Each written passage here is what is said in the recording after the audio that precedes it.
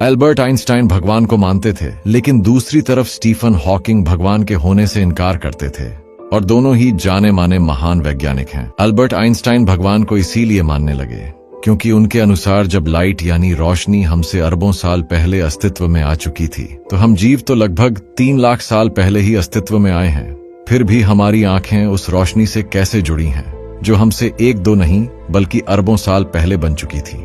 जैसे मान लो 13 अरब साल पहले बिग बैंग हुआ, यानी ब्रह्मांड अस्तित्व में आया, और इसके 90 करोड़ साल बाद पहला रोशनी का सोर्स बना, और फिर समय में आगे लगभग 13 अरब साल बाद हम बने। तो अगर हम अपने आप किसी इत्तेफाक घटना से बने होते तो हमारे पास आंखें भी नहीं होनी चाहिए थी, क्योंकि हमारी बॉडी को कैसे पता चला कि हमसे अरबों साल पहले लाइट अस्तित्व में है, और उसको देखने के लिए आंखें होनी चाहिए, और हमारी आंखें भी सिर्फ लाइट को देखने के लिए ही बनी हैं। और दूसरी तरफ स्टीफन हॉकिंग भगवान को कई कारणों से नहीं मानते थे, जिनमें से एक छोटा सा कारण यह है कि अगर हम सिर्फ इस ग्रह पर रहने के लिए बने हैं तो फिर हमारी सोच से बड़ा ब्रह्मांड कोई क्यों बनाता, और अगर इतना बड़ा ब्रह्मांड बना ही दिया तो हम भी ब्रह्मांड में कहीं भी जाने योग्य होने चाहिए थे। साथ ही उन्होंने ये भी कहा था कि गुरुत्वाकर्षण वो नियम है जिसकी वजह से ब्रह्मांड अपने आप शून्य से शुरू हो सकता है। उनके अनुसार अगर आप ग्रेविटी यानी गुरुत्वाकर्षण को अच्छे से समझ जाते हैं तो आप भी जान जाओगे कि